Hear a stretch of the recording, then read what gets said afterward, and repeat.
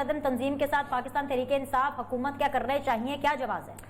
बीनिश में अभी ट्विटर पे मरियम बीबी की पढ़ रही थी और उन्होंने बहुत अच्छा, आपकी बारी हो गई, उन्होंने बड़ा अच्छा रिस्पॉन्ड किया कि तैमूर तारपुल साहब ने भी कहा कि इमरान खान साहब के मशीर उनको एडवाइस नहीं करते। तो इमरान खान साहब खुद और उनके सारे मशीर आई थिंक एक ही पेज पे हैं कि जब रोटी महंगी हो जाती है तो वो कहते हैं 2 रोटियों की जगह 1 रोटी खाओ, खाना कम खाओ। चीनी महंगी हो जाती है तो वो कहते हैं मीठा छोड़ दो।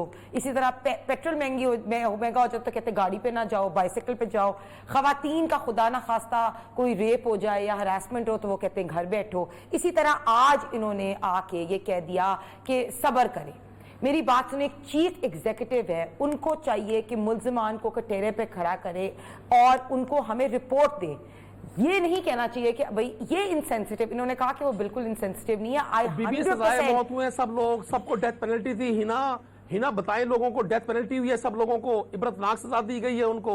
आप तो कम से कम इतने इंपॉर्टेंट टॉपिक पे आप तो बड़ी सेंसिटिव और आप तो पॉलिटिक्स ना करें। मैं सिर्फ एक बात करूंगी कि आज इमरान खान साहब ने जो कमेंट दिया कि सब्र करें, वो इनसेंसिटिव कमेंट था, पहली चीज। दूसरी बात कि इमरान खान साहब के और पीटीआई के जो दिन थे ना, अच्छे दिन, सेम पेज वाले दिन, वो खत्म हो गए हैं। अब इत्तेहादियों ने और आपके अपने अरकाने असेंबली ने, जो पीटीआई वाले ना, उन्होंने भी कश्ती से छलांग मार दी है।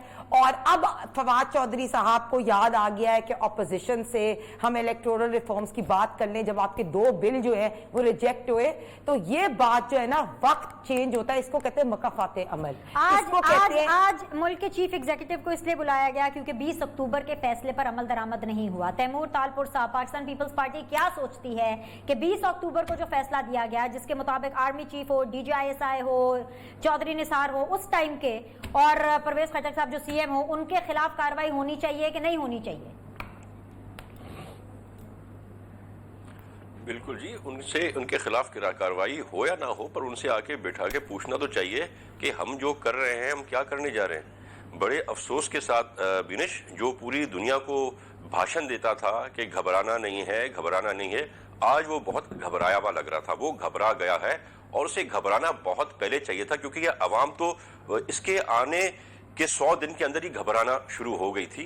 पर अल्हम्दुलिल्लाह we have I think the 6th largest army in the world. हमारी आर्मी अल्हम्दुलिल्लाह घबराई नहीं है। बीनेश, मैं बिल्कुल यही सवाल अपने ऑनरेबल कुलीग से करूंगी कि आपने जहाद क्यों मुलतवी किया। मुझे हंसी भी आ रही है, मैं इमरान खान साहब की ट्वीट भी पढ़ती हूँ और फिर मुझे जवाब भी आता है कि भाग गए या मुंह की खानी पड़ी।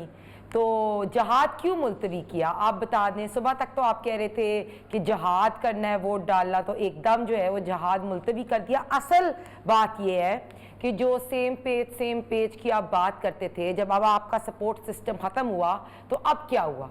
अब मुंह की खानी पड़ी ना, सपोर्ट सिस्टम इज़ गॉन। ये रीज़न है। मैं एक और क्वेश्चन करूंगी कि NA 133 में जमशेद चीमा साहब, जो इससे पहले भी इलेक्शन कंटेस्ट करते थे, उनको नहीं पता था कि उनके जो नीचे वाले कैंडिडेट्स थे उनके पेपर्स उस हलके के नहीं थे।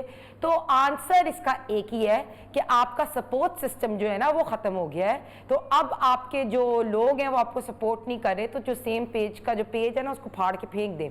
अब आइए असल सियासत। अब आप देखना कि आप लोगों को कहाँ वोट मिलेगा और आप कहाँ खड़े हैं।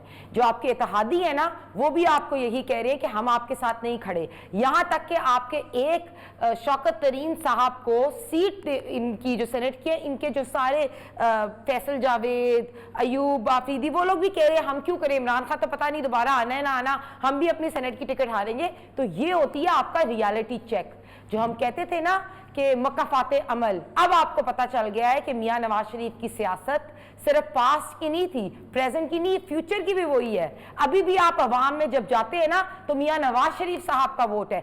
अभी भी जमशेद चीमा साहब क्यों छुप के भाग गए? क्योंकि उनको पता है कि सिर्फ PMLN का वोट है। बाय इलेक्शंस में आपने देख लिया, कंटोनमेंट बोर्ड के इलेक्शन में आपने देख लिया। अब आपको रियलिटी चेक मिला है कि जब आपको सपोर्ट सिस्टम नहीं मिलेगा ना तो अवाम आपको वोट नहीं देगी, ना इत्तेहादी आपके साथ है और ना ही आपके PTI के लोग आपको वोट। ये ले, नवाज शरीफ की गिरफ्तारी के ऊपर ये साहब लुडियां डाल रहे थे कि भाई सारे चोर डाकू इन्होंने पकड़ लिए, मतलब ये है आपकी नजरियात की सियासत? बीनेश, पहले तो मैं वो बात करूंगी जो आपने और नदीम कुरैशी साहब ने प्रोपेगेंडा की तो मैं बिल्कुल डिसएग्री करती हूँ कि ये ऑपोजिशन का प्रोपेगेंडा नहीं है। अगर आप अभी बाजार में चले जाएं तो आप देख लेंगे कि चीनी की प्राइस क्या है, आटे की प्राइस क्या है, घी की प्राइस क्या है। आप एक्चुअल मार्केट में जाएं और खरीदें तो मिल रही है ना, प्रोपेगेंडा नहीं है, ये असल रियलिटी है कि अवाम के अंदर अगर आप बीच में जाएंगी ना अपना कैमरा मैन को लेके तो आपको पता चलेगा कि महंगाई कितनी है, पहली चीज। दूसरी बात इन्होंने की कि हम राइट स्टेप्स ले रहे हैं, तो स्टेप्स जरूर ये लेने की कोशिश कर रहे हैं। इन्होंने सेंसिटिव प्राइस इंडेक्स जो होता है ना, जो महंगाई के बारे में बताता है, ब्यूरो ऑफ स्टैटिस्टिक्स को ये पाबंद कर दिया कि अब आपने सेंसिटिव प्राइस इंडेक्स ही नहीं बताना, कि लोगों को पता ही नहीं चले कि महंगाई, क्योंकि रोज ब्यूरो ऑफ स्टैटिस्टिक्स इनको बता रहा था कि 14% फूड इन्फ्लेशन है, आज इतनी % पर वीक, तो उन्होंने कहा हम प्राइसेस ही नहीं बता रहे, पहली चीज। दूसरी बात, महंगाई की बात करते हैं, आप या तो पहले डिसाइड कर लें कि महंगाई इंटरनेशनल प्राइसेस की वजह से है, महंगाई पिछली हुकूमतों की वजह से है, कि महंगाई है ही नहीं। क्योंकि कल तक तो फवाद चौधरी साहब कह रहे थे कि पाकिस्तान सस्ता तरीन मुल्क है, ठीक है, फिर दूसरी तरफ आप आके कहते हैं कि आलमी प्राइसेस की वजह से। तो प्राइस इसलिए ज़्यादा है क्योंकि आप लोग इनकॉम्पिटेंट है, चाहे LNG की दरामद हो जो अभी $30 पर इनने की, या आटे की चोरी हो, चीनी की चोरी हो, अद्वियात की प्राइसेस हो, तो आप लोग इनकॉम्पिटेंट है, करप्ट है। मुनाफिकाना सियासत पर आ जाए, वक्त कम है, आगे आपका पॉइंट नहीं। और ये इसको मैं एंड कर लूं कि द गार्डियन की आपने रिपोर्ट भी देखी है और इकोनॉमिस्ट की भी, उन्होंने भी बता दिया।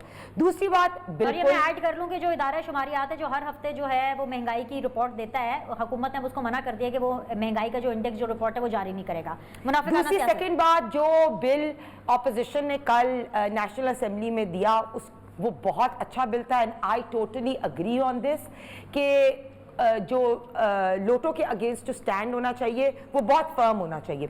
और अगर राना सलीम को, और मैं वही कह रही हूँ कि राना सलीम साहब को जो पार्टी की टिकट मिली वो जो पार्टी के सीनियर्स हैं उन लोगों ने डिसाइड की, लेकिन बिल्कुल इस पे सोशल मीडिया पे भी आपने देखा होगा हमारी पार्टी के बहुत से लोगों ने क्रिटिसाइज भी किया। तो ये बात आप कर रही है क्रिटिसाइज। हिना परवेज भट्ट को प्रॉब्लम है, हिना परवेज भट्ट कंडेम करेंगे इस चीज को। देखिए वो PTI का पार्ट थे, अगर हम इसको इस तरह लें कि PMLN को उन्होंने नहीं छोड़ा, PTI को अब सब लोग छोड़ देंगे, तो ये बात है कि इस वक्त अगले इलेक्शंस के लिए लीडर को छोड़ डाकू हमारे वो PTI को छोड़ दे, पीपल्स पार्टी वाले पीपल्स पार्टी को छोड़ दे, लेकिन क्या देखिए जो क्रिटिसिज्म है, क्रिटिसिज्म वेलकम होता है और क्रिटिसिज्म से हम लर्न करते हैं, और पार्टी को जरूर लीडर्स जिन्हें डिसाइड किया उनको ये फीडबैक भी दिया जाएगा और देंगे, और मुझे लगता है कि हमें इससे सीखना चाहिए और बेहतर स्टेप्स लेने चाहिए। लेकिन अब क्या करें बीनेश, ये PTI वाले तो सारों ने हमारी पार्टी में आ जाना है अगले, तो ये आई थिंक ये बिल हमारे से ज्यादा PTI वालों को पास कराना चाहिए।